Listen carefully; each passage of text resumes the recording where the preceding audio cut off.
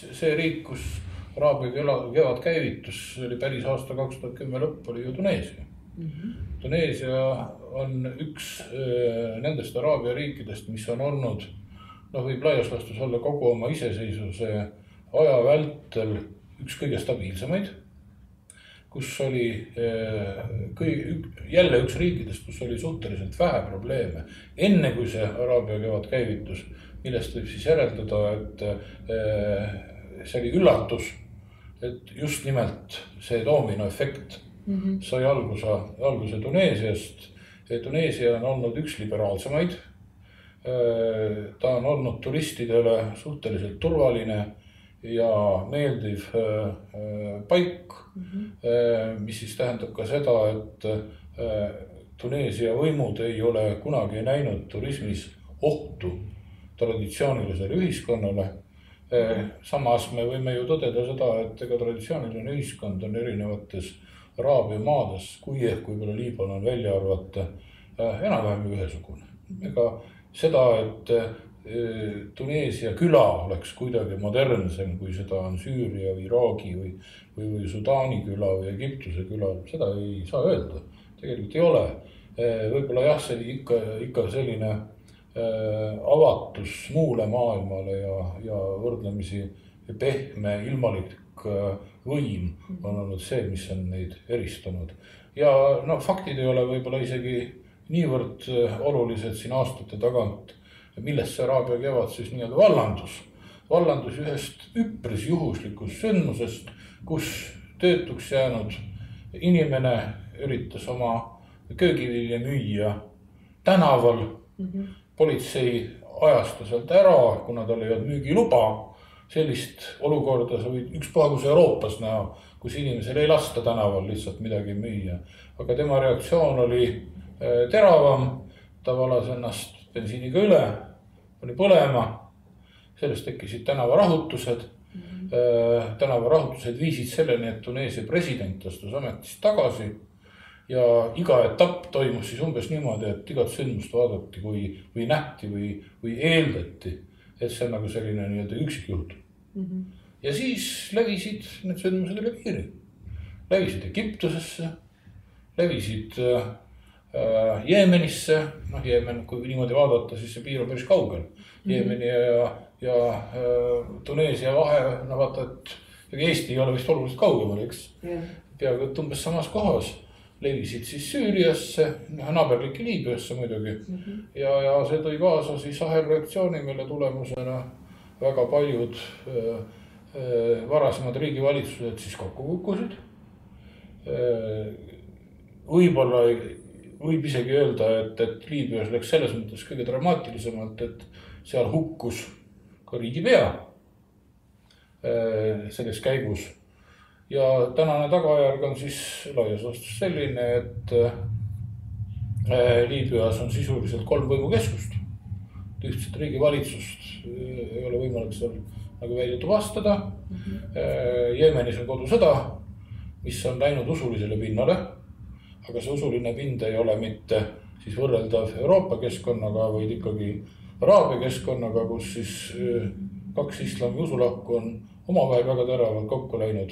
Need sunniidid, kes on enamuses ja šiidid ja mis on toonud kaasa siis ka välisriikide päris ohtra sekkumise.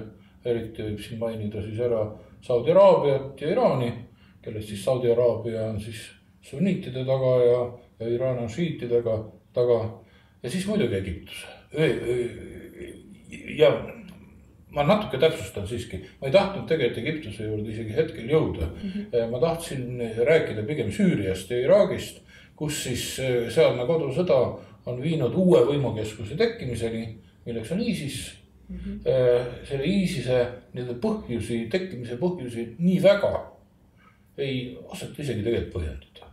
Siin on toodud välja oletused, et Katari ja mõnede teiste naftamaade raha pluss tänavale jäänud suhteliselt hea väljaõppega Saddam Husseini ohvitserkond, kes on nüüd küll kõike muud kui religioossete juurtega, kes on ikkagi ilmselgelt just ilmalike militaarsete juurtega, et raha voolab peale, võimuisu on suur ja väljaõppinud sõjaväelased on olemas. Et see on nagu üks siis selle ISISe tekkimise põhjus ja kuna võimuisu on suur, siis loomulikult selline autoritaarne võim püüab oma võimupiire pidevalt laiendada ja see laiendamine ei ole piiratud ühegi riigi piiriga, nii et see põhimõtteliselt võib levida siis ka täiesti kaugetesse kohtadesse nii Süüriast kui Iraagist. Aga kuna ma selle Egiptuse märksõna õhku viskasin, siis ma selle natuke ka räägin ära. Egiptus jääb sinna võib-olla selle Araabia kevade keskmesse sellepärast, et ta on esiteks kõige suurem riik. Teiseks Araabia kevad lõppes seal ka sellega, et president kaotas ametikoha, jäeti kohtu alla. Seal toimusid valimised, mida on lääne kriteeriumite järgi nimetatud vabadeks, aga mille tulemuseks oli väga väike osalusprotsent ja islamistide võit. Ja see islamistide võit ei viinud siis mitte selleni, et riik oleks jäänud demokraatlikuks, vaid islamistid püüdsid hakata kohe kehtestama šariaati. Ehk siis demokraatlikult võimule tulnud keskus üritas seda demokraatiat kohe enda huvides likvideerida ja see siis põhjustas uue sõjaväelise riigipöörde. Praegune president on järjekordne kindral. Seda riigipööret kritiseeriti, mõisteti hukka lääneriikides, aga vähemasti võib öelda, et Egiptus on suhteliselt stabiilne riik.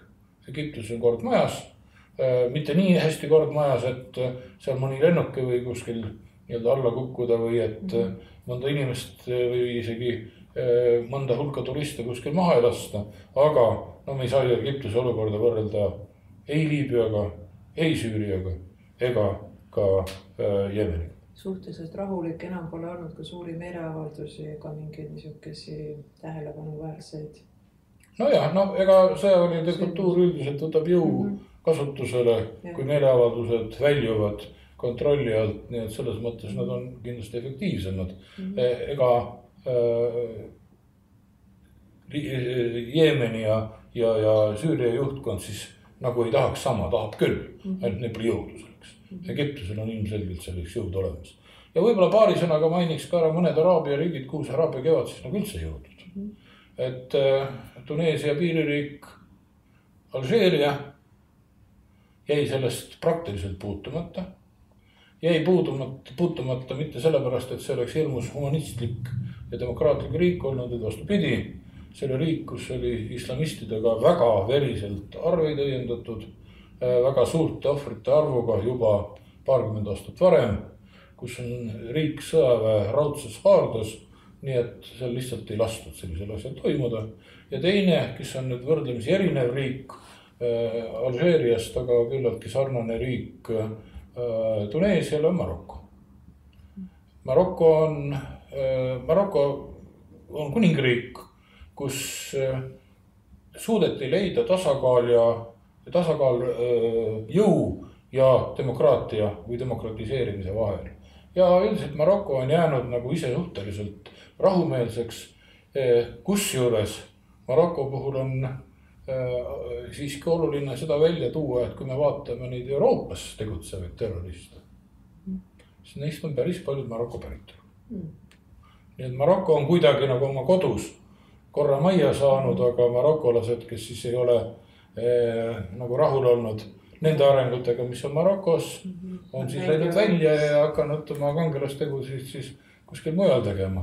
Ja siis ka Lähis-Ida riikidest võrdlemisi rahulik olukord on teises monarhias ehk Jordaanias ja Araabia poolsaare riikides, kus siis peale Jeemeni.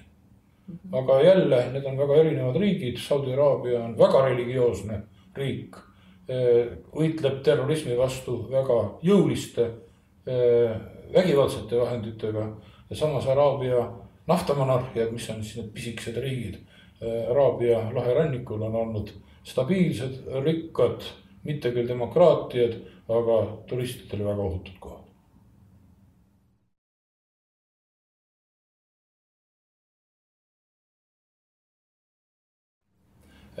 Pakistani ja Afganistani me ei saa ka ühte võtta panna.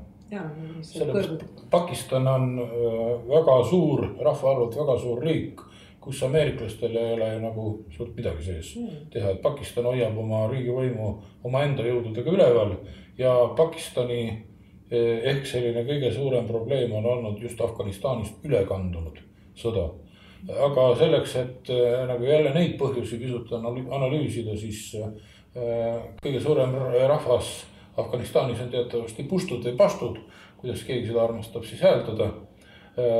Ja Pakistani üks väga arvestatav vähemus on seesama pustud või pastud. Ja samas neid pustusid, mina jään pustude juurde siiski, neid pustusid elab Pakistanis rohkem kui Afganistanis. Ehk siis väga selged kanalid, et Pakistani olukorda mõjutab pustude olukord Afganistanis väga ühemõtteliselt. See on üks rahvas, kes elab kahel pool piiri. See piir ei ole sisuliselt kontrollitav. Neid ühendavad sugulussidemed. Nii et Pakistani põhiline peavalu siis ongi tegelikult see Afganistanist tulev mõju Pakistani territooriumile, kus siis ka osa terrorilaagreid, väljaõppekeskusi, äärmuslikke islami kogukondi, mošeesid on just Pakistani territooriumil ja siis sealt need liiguvad jälle siis Afganistani omakorda tagasi. Terroriakte on Pakistanis pidevalt, öelda, et see rahulik on, ei saa, aga olukorras ei ole toimunud ka mingit järsku muudatust juba võib öelda aastakümneid. Nii et selle järgi jälle ei saa võrrelda meie keskkonnaga, aga Pakistan on nii öelda siis võrdlemisi stabiilses olukorras olnud ühiselt. Mitte heas olukorras, aga stabiilses olukorras. Afganistani kohta seda küll öelda ei saa. Ameeriklaste lahkumine oli ka tinglik. Lahkuti osaliselt ja lahkuti otseselt sõjalisest tegevusest. Tegelikult ega instruktorid on ikkagi seal riigis sees. Siis Pakistan ikkagi, Afganistan ikkagi püsib tegelikult väga tugeval välisabil. Seal on siis mitu võimukeskust. Kõige rahulikum on põhi. See ei ole pastude ala või pustude ala. See on valdavalt tadžikide ala, aga seal on päris arvestatavad Usbeki ja Hesari vähemused.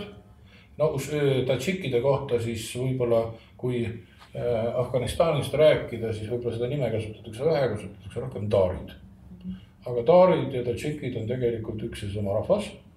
Nad on sama rahvas siis üle piiri endise Nõukogude Liidu vabariigi Tadžikistanis enamusena oleva rahvaga samuti. Nad räägivad keeleliselt seda sama keelt, mida räägivad pärslased Iraanis ja erinevad siis pärslastest jälle usu poolest, et tadžikid ehk taarid siis on sunniidi muhameedlased ja pärslased on siis valdavalt šiidi muhameedlased. Nii et me näeme jälle sellel kaks teineteisesse halvasti suhtuvat islami haru on ka selles kontekstis vastamisi.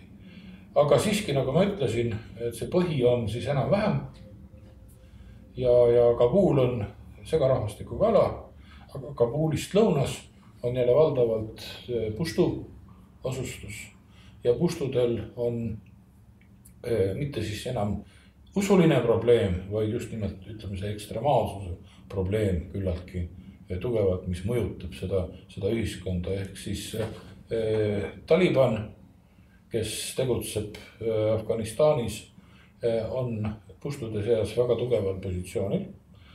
Just Talibani laagrid on ka Pakistani poolel. Taliban on hetkel võimult kõrvale tõrjutud, aga päris korralikult relvastatud. Kust need relvad täpselt tulevad, selle kohta ka ühest vastust ei ole. Raha tuleb, ilmselt üks osa on siis moonikasvatusest ehk siis narkokaubandusest, aga mitte tõenäoliselt ainult. See tuleb ilmselt ka üle piiri kuskilt välismaalt ja kui on raha, siis relvi ikka. Ja teine pool on siis Afganistani regulaararmee ja politsei, mis ei ole ka alati lojaalne, sest eks seal ole ka inimesi, kes kas vähem või rohkem avalikult sümpatiseerivad siis just nimelt Talibanile. Võib-olla annavad ka informatsiooni neile, et seljas on neil võib-olla Afganistani vorm, aga süda on neil seal Talibani poolel. Ja siis kogu see jõudude tasakaal on nagu apraniidi osas. Milleni see viib? Palju stsenaariumeid. Üks stsenaarium on kindlasti see, et Taliban tulebki võimule tagasi. Teine stsenaarium on see, et Afganistan lõheneb mööda etnilisi piire.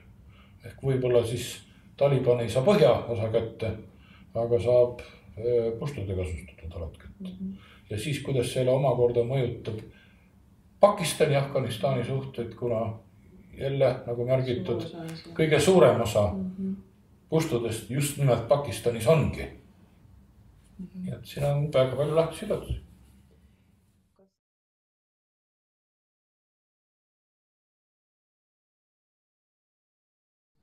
No kõigepealt Süüria ja Iraagi tunnustatud piirid ei tööta juba enam mõnda aega. Ehk siis de facto neid riigipiire ei ole olnud. De jure me võime ilmselt tõdeda, et ega keegi ei taha neid uusi piiri tunnustada. Et see de jure piire ilmselt jätkatakse tunnustamast nii mõndagi aega, aga see on ainult piiride joonistamine kaartil. See ei ole piiride reaalne olemasolu. Teiseks, nii Süüria kui Iraagi ametlik valitsus püüavad kahtlemata ISIS maha suruda. Ja hakkama nad sellega piisavalt hästi ei ole saanud. Siin need Mosuli lahingud, millest siin räägiti, või Süürias siis Raqqa lahingud.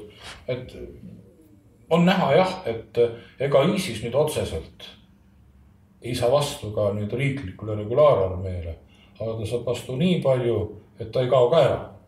Et siin on avaldatud arvamust, et ISISe lõpupäevad on silmapiiril, aga silmapiir on sama kaugel kui kommunism. Et see läheb nagu eest ära, et see ei pruugi üldsegi tegelikult niimoodi toimida. Ehk siis kindlasti Süüria ja Iraagi valitsuse eesmärk on taastada kontroll kogu oma riigi territooriumil. Ja eks selles ole ka liitlasi. Ameeriklased on nüüd passiivsed olnud, et Süürial Iraagil nüüd antud juhul võib-olla selliseid väga tugevaid liitlasi ei olegi nagu näha. Võib-olla valitsuse liitlane on põhiliselt isegi Iraan, sellepärast et hetkel on süüdi toimusel. Aga Süürial on siis 2 liitlast, kes on päris tugevalt Süüria valitsust toetanud, Venemaa, Iraan. Ja ma arvan, et Venemaa ja Iraani huvi oleks küll, et Assadi valitsus nüüd selle kontrolli Süüria üle taastaks. Kas see areng on reaalne, ei oska mina ennustada. Nüüd kurdi faktor on selline, et kurde elab ju väga arvukalt 4 riigis. Kusjuures kõige arvukam kurdi kogukond on Türgis. Järgmine on Iraanis, 3. on alles Iraagis ja 4. on Süürias. Ja partisani sõda Türgis on toimunud aastakümneid. Iraanis on see olukord natukene olnud rahulikum, võib-olla ka juba mõnda aega, aga siin need väiksemad kurdi piirkonnad on sisuliselt iseseisvad. Nii et nii Iraagi kurdi piirkond Põhja-Iraagis kui ka siis Kirde Süürias on tegelikult de facto jälle iseseisvad riigid. Aga see nende väiksus on jälle suhteline, sest need on miljonites. Ega nad ei ole seal käputäis võitlejaid, see on ikkagi päris suured rahvahulgad, mis seal on. Nüüd tänasel hetkel ei ole ilmselt ei Süüria ega Iraagis jõudu, et seda kurdi iseseisvust likvideerida.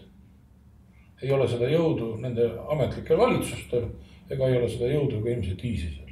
Ja sellepärast on kurdid väga oluline liitlane kõikidele ISISe vastastele koalitsioonidele, kuna nad on reaalne jõud, kes suudavad ISISt ohjeldada, mingil määral ohjeldada.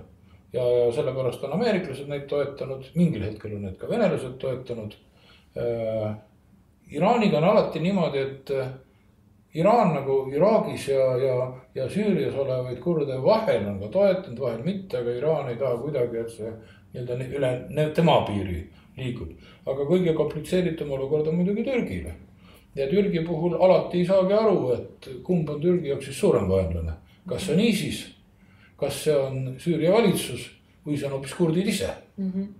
Sellepärast, et Türgi kardab kõige rohkem siis seda, et kui kurdi riik tekib ja saavutab või jääb püsima, ütleme, ta on tekkinud, võib öelda, et ta on tekkinud, aga kui ta jääb püsima nii Süürias kui Iraagis, siis see on aja küsimus, millal siis see kurdi separatism üle piiri liigub ja see on juba Türgile endale probleem. Nii et Türgi on üritanud kurdi neid riike tegelikult nagu siis maha tulla. Ka Iraagi ja Süüria aladel. Et see on mõneti selle kurdi rahva tragöödia. Nad on väga arvukas rahvas, keegi kokku lugenud ei ole, aga see on spekuleeritud vahemikus 30–50 miljonit. Kujutame ette, et selline rahvas, kui ta looks oma riigi, oleks ta Türgi ja Iraani järel 3. riik, ta oleks suurem kui Iraak ja suurem kui Süüria. Arvestatav tegur. Kuidas nad usuliselt on? On kõike. Kõige rohkem kurde on sunniidid. Arvuliselt kõige rohkem. Vähemus on šiidid ja siis on olemas ka mitte eriti arvukas, aga siiski ajalooliselt omale nime teinud rühm nagu jesiidid. Ja jesiidid on mitte muhameedlased. Nad räägivad kurdi keelt.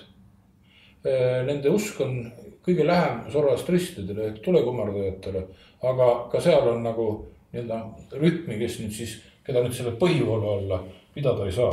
Ja nemad on muidugi kõige haavatavamad. Sest neile vaatavad viltu nii šiidid kui sunniidid ja neid ikka otseselt nagu genotsiidi on nende aladel korraldanud ISIS. Nii et iseenesest nagu ülejäänud kurdid on püüdnud nagu näidata, et jah, et nad kaitsevad jesiide, aga kui siiras see kaitse on, et mõneti võib öelda jah, et need on nagu rahvuskaaslased, aga teisest küljest usk kipub olema Lähis-Idas tähtsam kui rahvus, etniline päritolu, sest kui nii võtta, siis kelle vastu ISIS siis sõdi teiste araablaste vastu.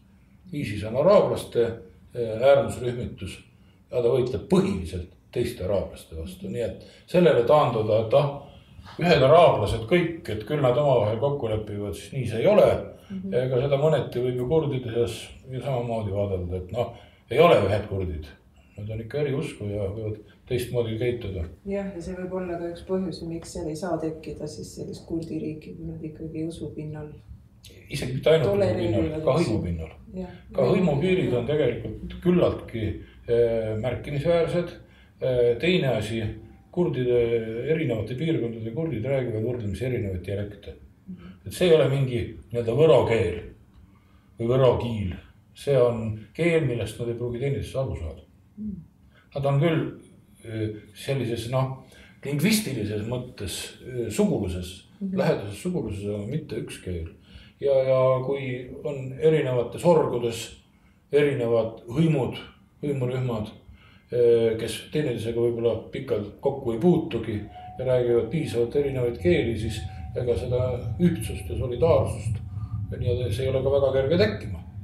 Et võib-olla sellised kõik verbaalsed ütlevad küll, et me tahame nagu seda ühte riiki teha, aga siis kui näiteks kui nad panevad kokku, siis nad võivad tüljuma veel. Et üks põhjus, miks see kurdi riik ei peale esimest maailmasõda tekkimata, kus inglased olid selle juba ju tegelikult maailmakaardi üle valmis joonistanud, küll vormiliselt autonoomiana, aga siiski eraldi üksusena, et üks põhjus oli see, et nad läksid omavahel kaklema. Ja tekkis sisuliselt kodusõda ja kui üks rahvas nagu peab kodusõda, siis on naaberriigil väga lihtne see rahvas ka endale uuesti arvutada.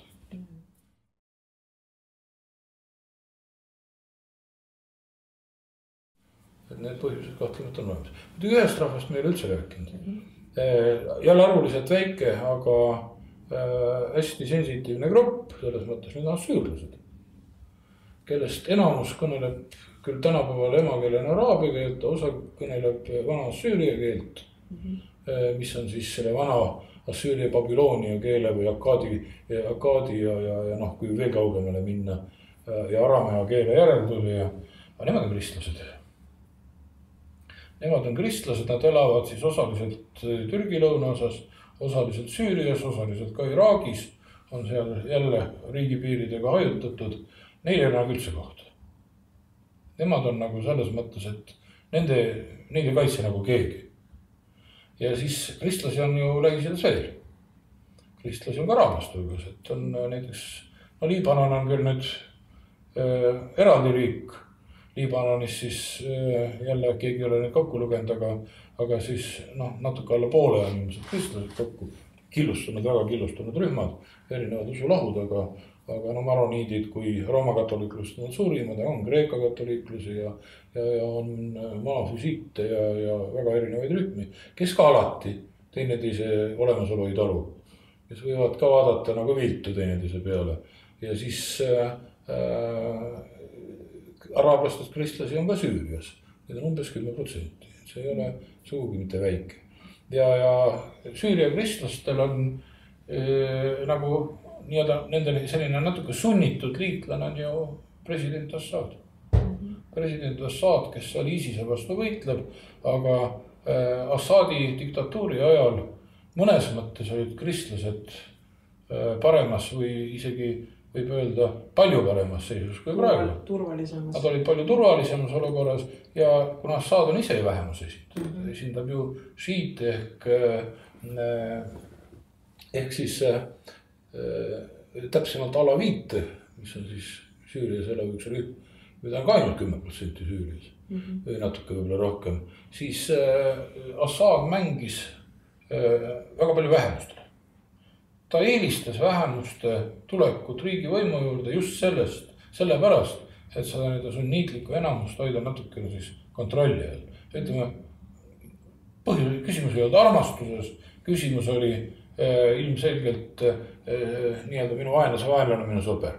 Sellise nii-öelda taktikalise liiduga ja kõige halvem, mida siis kristlased võivad Süürias ja Iraagis ette kujutada, on see, et kui tuleb mingisugune ISIS, kes hakkabki küla linna järel neid maha lööma. Lihtsalt viib seal läbi genotsiidi. Ja siis ega ei ole väga palju neile ka ette heita, et sellises olukorras nad toetavadki Süüria valitsust, kes võib-olla on siis ameeriklastele ja türklastele pinnuks silmas, et tapab massiliselt inimesi gaasiga, aga on neil paremat liitlast siis kuskil valida? Ei ole. Kuidas Süüria tulevik üldse võiks välja näha? Kas Ameerika hakkab veidikene tagasi tõmbuma saama valesti all? Ameerika ei ole siis läinudki. Nii, selles mõttes, et ka verbaalses toetuses. Ega ei oska öelda, ega ei oska hinnata. Mulle millegipärast tundub, et Ameerika siiski ei taha oma käsi väga Süürias väga sügavale ajada. Valus õppetund Iraagist, valus õppetund Afganistanist ja mõlema puhul on näha seda, et see sisseminek ei olegi nii raske, vaid see väljaminek on väga raske. Ja Süüriast on nagu oht, et võiks tekkida tegelikult see sama olukord. Nagu nüüd siin natukene ennustada või prognoosida või spekuleerida, võib-olla isegi õigem sõna, Trumpi sümpaatiatega, siis Trump on lähedalt seotud ainult Iisraeli. Ja see, et kui Iisraeli nagu ei ole selles konfliktis nagu oluliselt ohustatud ja seda tänases seisus ei ole, siis ma arvan, et Trump vaatab pigem umbes seda asja kõrvalt, et las mõelavad edasi.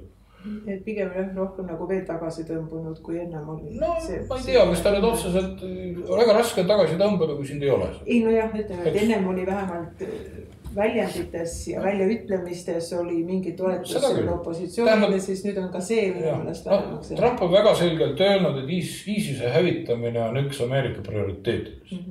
Nüüd aga, mis moodi see praktikas hakkab välja nägema, on raske öelda. Teisest küljest on Trump jälle püüdnud suhteliselt normaalseid suhteid hoida Venemaaga. Nüüd Venemaa lähimliitlane on Assad, Süüria valitsus. Nüüd, kui on Trumpi administratsioon dilemma ees, et kas minna koostööle siis Assadiga selleks, et ISISt välja süüa, siis ma arvan, et see on ebameeldiv valik. See on küllaltki raske valik. Nii et mõneti oleks lihtsam seda valikut mitte teha. Samas see valik tähendaks jälle teatavat valikut ka nii-öelda koostööle Iraaniga. Aga Iraani kohta, Iraan pandi ju peaaegu et mustade riikide nimekirja tippu. Iraani kodanike sissesõit Ameerikasse keelati ja seda, et Trump püüaks nagu Iraaniga kuidagi nagu mingid koostööd arendada, vähemalt hetkel sellest märke ei ole. Ja jälle tuleb mängu ka Iisrael, kelle jaoks Iraan on nagu, või keda vähemalt Netanyahu, peaminister Netanyahu on rõhutanud, et Iraan on vaata, et kõige suurem ohutegur Iisraelile. Et suurem ohutegur, kui seda on Süürias toimuvad konfliktid ja ammugi Iisrael või ammugi ISIS, kes nagu Iisraeliga ei ole kokkupuudet ISISega üldse olnud. Nii et see segapudel on seal nii suur, et ennustada sealt, et mis seal toimuma hakkab, kuidas hakkavad ameeriklased käituma, mina seda ei oska ja suur küsimärk on ju Türgi. Just. Mida siis Türgi ise teeb? Et ühest küljest siis Türgi selle sama Erdogani, kes oli omal ajal peaminister, nüüd on presidendiks saanud. Tema nagu selline nii-öelda väga kategooriline seisukoht siin mõne aasta tagant oli, et mitte mingit koostööd Assadiga. Et Assadi kukutamine on üks esimesi asju, mida Türgi nõuab. Samas selline pehme kõhualune on kurdid, nagu on sellest räägitud. Ja nad hakkasid pead tõstma. Just. Ja nüüd, kui suhted parandatakse Venemaaga, Iraaniga ei taheta ka ilmselt mingit suuremat konflikti, siis on nagu esimene küsimus selles, et aga üle Assadi ju ei saa. Ei saa ülegi ümber sellest Assadist, nii et kuidas Türgi seal nüüd toimuma hakkab, jälle näeme, elame näeme, kui näeme. Ja siis veel üks faktor on ju Türgi-Iisrael. Türgi-Iisraeli suhted. Türgi-Iisraeli suhted läksid vahepeal päris käest ära. Siis kui Türgi toetas või saatis vähemasti Gaza sektorisse nagu abi, olid see nüüd siis toidumoon, olid see relvad, üks räägib ühte, teine räägib teist ja Iisrael võttis nagu tule alla selle asja. Aga siis jälle viimased märgid on selles, et Türgi nagu püüab Iisraeliga suhteid parandada.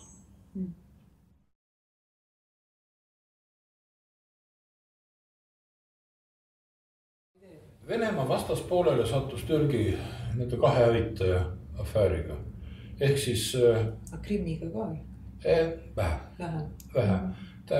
Türgi ei ole nagu püüdnud, ta muidugi ei ole tunnustanud Venemaa anneksiooni Krimmis, aga Türgi ei ole püüdnud nagu ennast sinna esirindesse seada.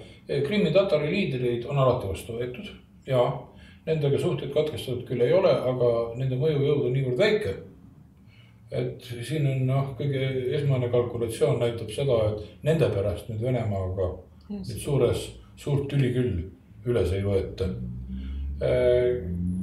Kes üldse andis korralduse Vene lennuki allalaskmiseks, ei ole siiamaani ka selge. Võib-olla oli see keegi kindral, kes istub praegu ka vangis, ega sedagi ei tea. Aga igal juhul see mõnes mõttes see intsident, ma arvan, et isegi parandas Vene ja Türgi teineteise suhtes olevat respekti. Sellepärast, et ühest küljest ei oleks Türgi saanud nagu sellisele ülbusele, mida venelased tegid, et rikkuvad kõhupiiri midagi juttu. Jätta reageerimata, see oleks Türgi enda võimude prestiisi küsimus olnud, au küsimus olnud. Aga ja nüüd teisest küljest, kui Vene lennuk alla lasti, siis Venemaa vaatab seda, et aga enam ei saa. Enam nii hakkavadki vastu. Ja see on mõnes mõttes juba tekitanud sellise uue respekti teineteise suhtes, et nad on leidnud uue sellise liini, kus ütleme, tajuvad teineteise piire. Ja see võib täiesti viia nagu, kas see nüüd väga pikaajaline on, ma ei tea, aga see võib viia ta sellise jõudude tasakaalu tunnustuseni. Molotovi-Ribbentropi pakt. Mida see tähendas? See tähendas ju ühte hetke, et kummalgi ei olnud jõudu tollel hetkel teist poolt alistada. Neil oli vaja nagu omavahelist rahu, kuigi aastakümneid või hea küll need aastakümneid, võib-olla kümnendi oli teineteist kõige rohkem sõimatud üldse maailmas. Siis äkki kirjutatakse Molotovi-Ribbentropi pakt alla ja need riigid muutuvad liitlasteks. Korraks. Korraks ja mitte väga pikaks, aga see kord oli ligi 1 aastat siiski. See oli natuke vähem kui 2 aastat. See on piisavalt pikk hingetõmbe aeg. Ja ütleme nii-öelda teise poole tegevust austati. Nõukogude Liit tunnustas kõiki Saksamaa anneksioone. Saksamaa tunnistas Nõukogude anneksioone. Saksamaa oli üks väheseid riike, kes tunnustas Balti riikide kuulumist Nõukogude Liitu. Nii et selline taktikaline liit, mis on küll küüniline, võib seal antud juhul töötada. Et sinu prognoos on, et see kas on juba toimunud või võib toimunud? No see mingil määral on toimunud. Selles mõttes, et suhted on paranenud. Aga kas see on jätkuv, nii-öelda suhete soe jätkumine, võt seda jälle näitab ilmselt aeg. Türgi võtab minu meelest väga palju eeskuju oma riigikorralduses praegu ka Venemaal. Nii on. Et kogu see retoorika ja see mismoodi riiki valitseda, et selle šnitt või see mall on võetud Venemaalt. No mitte puhtalt, aga kõigepealt see, et ma arvan, et üks eeskuju, miks nagu presidentaalselt riiki ehitatakse üles, et see eeskuju on paljuski ka Venemaalt ikkagi tulnud, sellepärast, et see on mõneti ahvatlev, et Putin on sisuliselt opositsiooni alla surunud ja on nagu A ja O Venemaal ja mulle tundub, et Türgis on natuke samad ambitsioonid, et see on parlamentaarne riik on pehme ja parlamentaarne riik sunnib arvestama opositsiooniga. Ma arvan, et tänases seisus on Türgi veel demokraatlikum kui Venemaa. Aga jälle kuhu see peale referendumit nüüd liigub, et seda me ilmselt ka näeme. Ja mõnes mõttes ka selline võrdlemisi terav suhtlemine läänega. Et Putin võttis selle stiili üle kuskil 2004 järel, mitte ka kohe. Mitte ka kohe, aga selline suhtelis ülbe käitumine läänega. Ja mulle, kui vaadata siis näiteks, kuidas Türgi valitsuse liikmed on püüdnud toetust Türgi kogukondadest Lääne-Euroopas saada Erdogani taha, siis ja seal on nagu seda takistatud, siis see on sellise väga terava retoorikaga välja toonud. Aga kujutame meie enda olukorda ette, kui näiteks järgmiste presidendi valimiste eel Venemaal, siis äkki näiteks pool Vene valitsust tahab Eestisse ja Lätisse tule kampaaniat tegema Putini tagasivalimiseks. Kuidas me siis käitume? Ma arvan, kui meil ei ole just venemeelset valitsust, siis seda ei lasta sündida. Et selles mõttes, mõneti see on isegi võib öelda natuke tülinorimine. Minu meelest ka. Aga mis ala võiksid siis nad seal Türgi ja Venemaa jagada, kas see piirdub ainult Süüria riigi piiridega või see võib ka olla Kaukaasia? Võib-olla. See võib olla, ma arvan, et Venemaa ja Türgi oma riigipiiri ümber ei mängi. Selles mõttes siin ma ei usu seda, et toimub selline Nõukogude Liidu ja Saksamaa vaheline nii-öelda piiri tõmbamine, kus see uus riigipiir läheb. Ma arvan, et jah, et mõlemad riigid on pigem tänases seisus huvitatud olemasolevate riigipiiride püsimisest. Aga mõjusfäärides küll. Räägime kõigepealt ootustest. Türgi esimene ootus on kindlasti, et Venemaa ei toetaks kurdi liikumisi, mida Venemaa on vahepeal teinud, kui need suhted hetkeks halvaks läksid, siis Venemaa hakkas päris jõuliselt ju kurde toetama. Teine küsimus, Venemaa huvi on kindlasti see, et Türgi lepib Assadi või siis, kui mitte selle Assadi persoon, siis vähemasti selle seltskonna võimu jätkumisega, kes seal võimul on, Süürias võimul on ja et ta järk-järgult taastaks siis nii-öelda oma võimu siis Süüria territooriumil.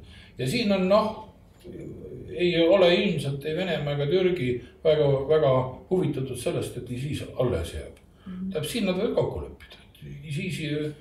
ISIS langeb, aga siis jah, et siin peab nagu ilmselt Türgi tegema valiku, et kelle võim siis selle ISISi asemele tuleb, et ta siiamaani on toetanud Süüria sellest ilmaliku opositsiooni, mida Venemaa on kõige rohkem pommitanud.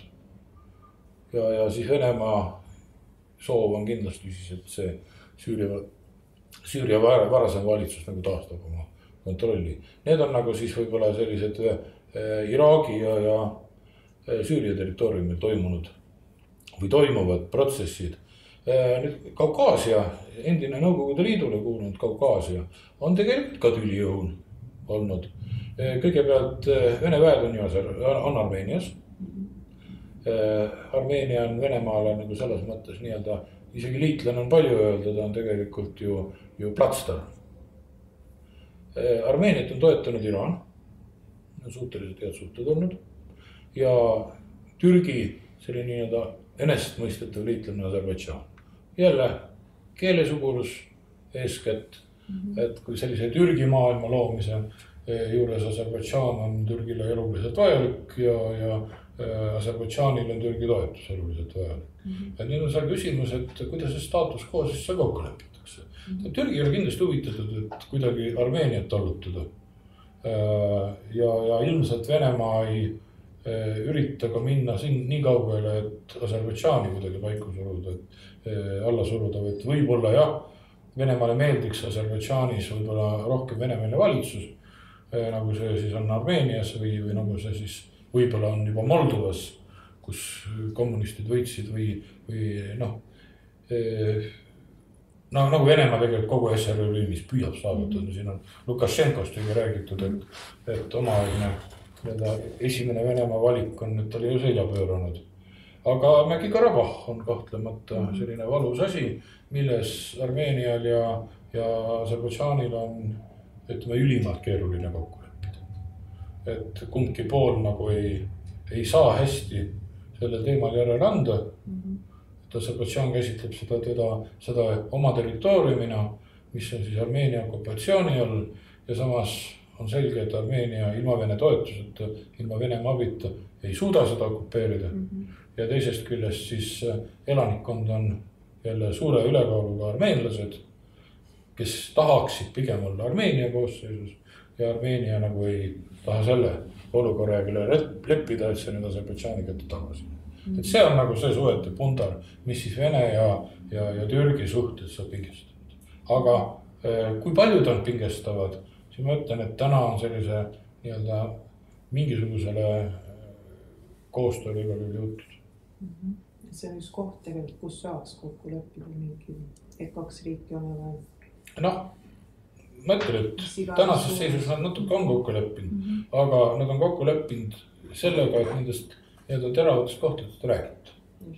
Kõige reaalsem on see, et Türgi lepib Assadi võimuga, aga Venemaa jälle teisest küljest ei taha, et Türgi mõju suureneb Kaukaasias, Taga-Kaukaasias või siis Lõuna-Kaukaasias, nagu seda on viimasel ajal eelistatud kasutada.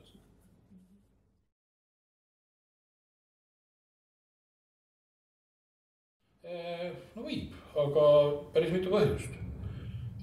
Assadi valitsus mitte ainult siis praeguse Bashari ajal, vaid ka tema isa ajal on olnud Nõukogude Liidu väga oluline liitlane Lähis-Idas. Ta on väga palju kopeerinud Nõukogude süsteemi ja see on taganud Venemaale võimaluse olla sõjaliselt seal kohal. Kõigepealt Tartussi baas on Venemaa ainus Vahemerel olev mereväebaas, mis on garanteeritult venelaste kontrolli all või venelaste käes, kui Assad on võimul. Seda keegi teine talle ei taga? Ega tea, ma arvan, ISIS ei taga. No ISIS küll. Ilmselt ei taga seda ka nii-öelda Assadi vastane opositsioon. Ma ütlen, see eeldab ikkagi seda, et Assad persoonina võidakse ohverdada, aga see meeskond, kes on Assadi, kes hoiab Assadi võimul, seda ohverdada nii lihtsalt ei saa. Ja ärme alahinda ka seda, aga see piirkond, kus see Tartussi baas on, asub ju alaviitide põhilisel asualal. See on vastu Vahemerd. See on Vahemerd, et selleks, et nii-öelda minna konflikti oma kõige ustavamate toetajatega selle nimel, et väga ebakindel leping selle baasi säilimiseks teha mingi muu poliitilise jõuga, et ma arvan, Venemaa ei mõtle tõsiselt selle variandi peale. Siis on ju aru saada. Jah, et ärme alahinda geopoliitiliste huvide tähtsust ka tänapäeval, kuigi siin vahepeal on püütud rääkida, et maailm on nii teine, relvastus on nii erinev võrreldes teise maailmasõja aegse või järgsega, et nendel geopoliitilistel sillapeadel pole enam tähtsust. Nendel on väga suur tähtsust mida me näeme kõige lähemal endale Kaliningradi oblastis, kus Venemaa hoiab ju sellest ikka 10 küünega kinni ja näeme siis nendel nii-öelda, mida on vahel nimetatud SRV2, kõik need Transnistriad, Abhaasia, Lõuna-Osseetia, Armeenia, kõigil nendel punktidel, kus tegelikult ja Krimm loomulikult ja seesama Tartus, kus siis Venemaa tegelikult püüab oma sõjalist kohalolekut just geopoliitilise võrgustiku näol üleval hoida.